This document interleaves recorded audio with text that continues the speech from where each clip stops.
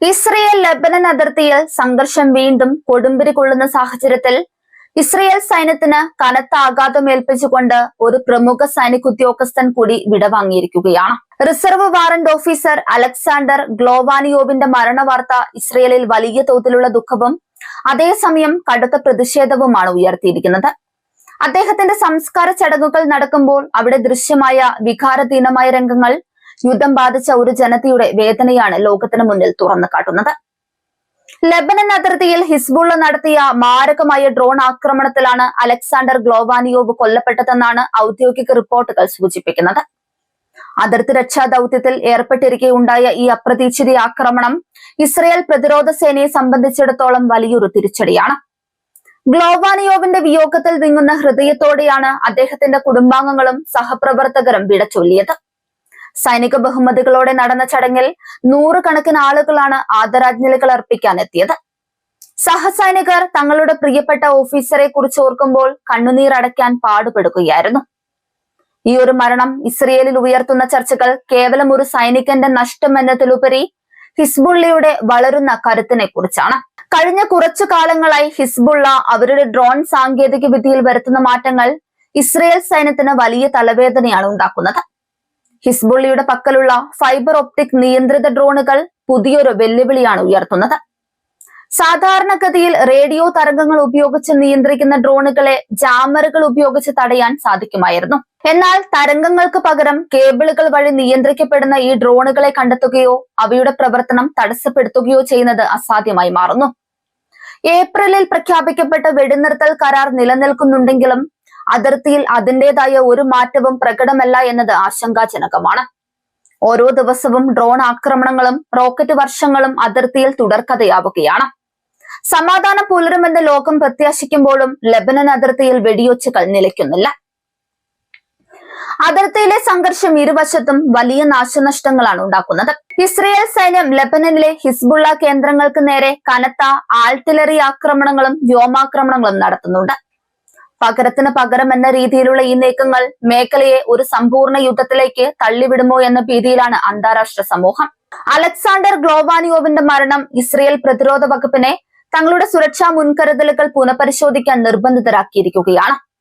തങ്ങളുടെ ഏറ്റവും മികച്ച സാങ്കേതിക വിദ്യകളെ പോലും വെല്ലുവിളിക്കുന്ന രീതിയിൽ ഹിസ്ബുള്ള എങ്ങനെ വളരുന്നു എന്നത് സൈനിക വിദഗ്ധരെ അമ്പരപ്പിക്കുന്നു. അതിർത്തിയിലെ ഈ നിഴൽ യുദ്ധം കേവലം ഇസ്രയേലും ലെബനനും തമ്മിലുള്ളതല്ല, മറിച്ച് പശ്ചിമേഷ്യയിലെ വലിയ ശക്തികൾ തമ്മിലുള്ള ബലാബലമായി മാറിക്കഴിഞ്ഞു.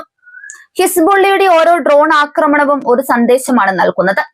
അത് തങ്ങളുടെ പ്രതിരോധ ശേഷി വർദ്ധിച്ചു എന്നാണ്.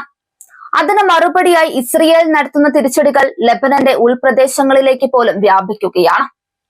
ഗ്ലോവാനിയോവിന്റെ സംസ്കാര ചടങ്ങിൽ പങ്കെടുത്ത മുതിർന്ന സൈനിക ഉദ്യോഗസ്ഥർ നൽകിയ സൂചനയനുസരിച്ച് വരും ദിവസങ്ങളിൽ അതിർത്തിയിൽ ഇസ്രയേൽ കൂടുതൽ കർശനമായ നടപടികൾ സ്വീകരിക്കും. ഡ്രോൺ ഭീഷണി നേരിടാൻ പുതിയൊരു പ്രതിരോധ കവചം ഒരുക്കുക എന്നതാണ് ഇസ്രയേലിന്റെ മുന്നിലുള്ള പ്രധാന ദൗത്യം. യുദ്ധഭൂമിയിൽ നിന്ന് വരുന്ന ദൃശ്യങ്ങളിൽ സൈനികരുടെ മാനസിക സമ്മർദ്ദം വ്യക്തമാണ്. തുടർച്ചയായ ആക്രമണങ്ങളും സഹപ്രവർത്തകരുടെ വേർപാടും അവരെ തളർത്തുന്നു. എന്നാൽ അലക്സാണ്ടറിനെ പോലെയുള്ളവരുടെ ത്യാഗം തങ്ങൾക്ക് കൂടുതൽ കരുത്ത് നൽകുന്നുവെന്നാണ് സൈനികർ പറയുന്നത്. രാജ്യം ഒരു വലിയ ഭീഷണിയെ നേരിടുമ്പോൾ തങ്ങൾ പിന്നോട്ടില്ലെന്ന ദൃഢനിശ്ചയത്തിലാണ് അവർ. അതേസമയം ലെബനൻ അതിർത്തിയിൽ ഹിസ്ബുള്ള തങ്ങളുടെ സാന്നിധ്യം കൂടുതൽ ശക്തമാക്കുകയാണ്. ഡ്രോണുകൾക്ക് പുറമെ റോക്കറ്റുകളും ടാങ്ക് വിരുദ്ധ മിസൈലുകളും അവർ വ്യാപകമായി ഉപയോഗിക്കുന്നുണ്ട്. ഇസ്രയേലിന്റെ ഏത് നീക്കത്തെയും ചെറുക്കാൻ തങ്ങൾ സജ്ജമാണെന്നാണ് അവരുടെ വാദം. ലോകരാജ്യങ്ങൾ ഈ വിഷയത്തിൽ ഇടപെടുന്നുണ്ടെങ്കിലും കൃത്യമായ ഒരു പരിഹാരത്തിലേക്ക് എത്താൻ സാധിച്ചിട്ടില്ല. അമേരിക്ക അടക്കമുള്ള രാജ്യങ്ങൾ ഇരുഭാഗത്തോടും സംയമനം പാലിക്കാൻ ആവശ്യപ്പെടുന്നുണ്ട്.